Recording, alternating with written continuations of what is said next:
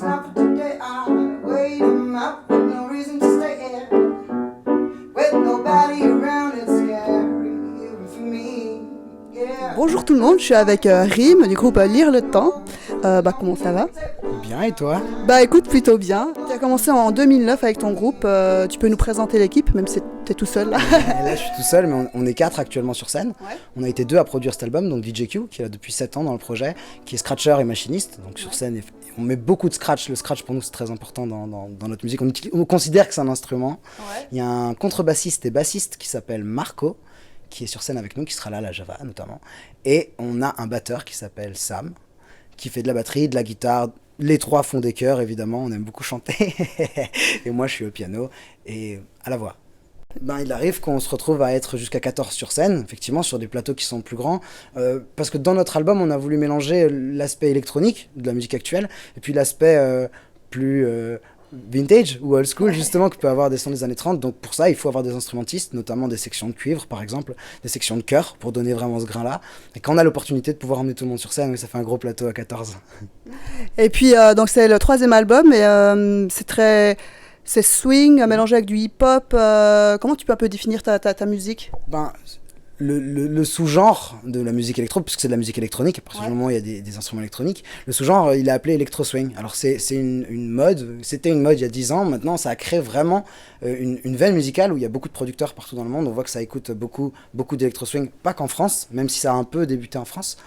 Mais l'électro-swing, c'est réducteur comme l'électro l'est pour n'importe quel groupe. C'est-à-dire que nous, on écoute, en fait, DJQ, il est fan de hip-hop. Ouais. Moi, je suis fan de soul, de Marvin Gaye, de Ray Charles, de cette époque-là de la musique.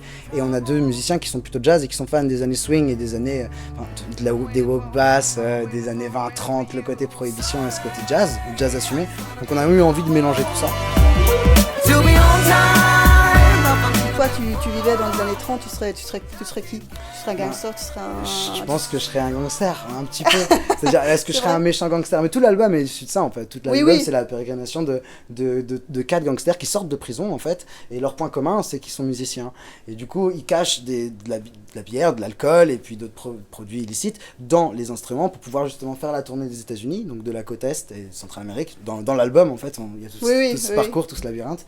Et du coup, ils vendent de l'alcool pendant les concerts, dans les bars.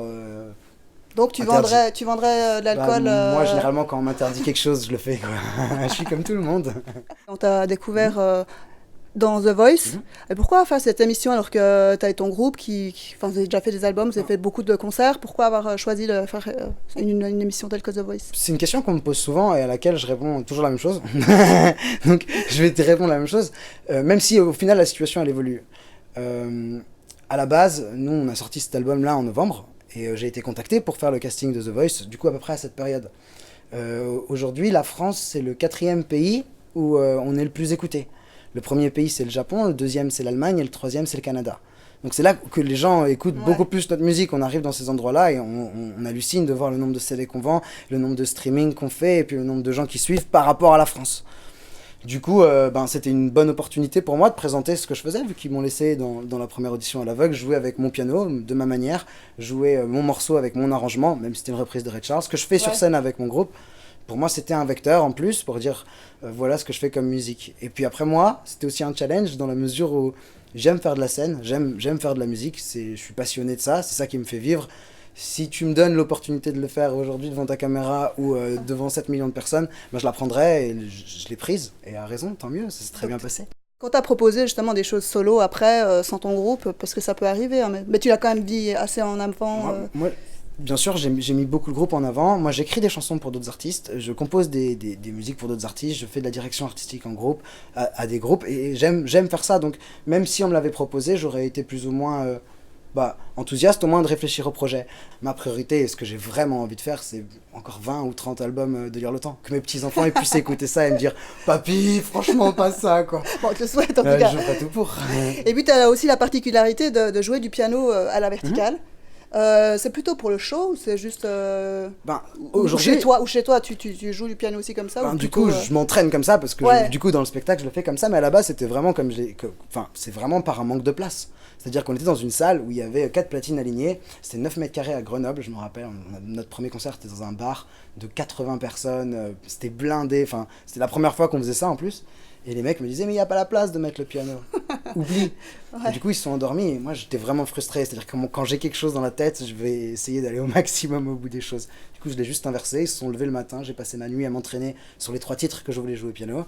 Ils m'ont vu, ils m'ont dit, laisse tomber. Je continuais de faire ça. Et on l'a fait le soir. Donc, le soir, le lendemain de la nuit que j'ai passée, on l'a fait sur scène. Et je l'ai fait 350 ou 360 fois aujourd'hui, quoi. Donc, c'est vraiment venu d'un hasard, d'une problématique de place, en fait. Et tu disais que justement que t'aimais pas être en retard. Moi, je déteste être en retard. C'est un truc que mes parents, une chose qui m'ont transmis, c'est ça, être en retard. C'est très impoli, du coup. On s'appelle lire le temps aussi. On est à l'heure, pour de vrai, parce qu'on nous a beaucoup fait la blague.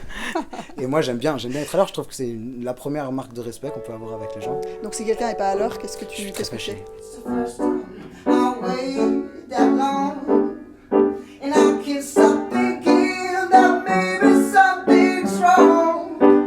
Donc qu'est-ce qui arrive? Donc une tournée et puis un nouvel album. On est déjà en train de travailler sur le nouvel album. Il s'avère que sur cet album-là, le Prohibition Swing, on a vraiment pris des fois un an et demi sur certains morceaux.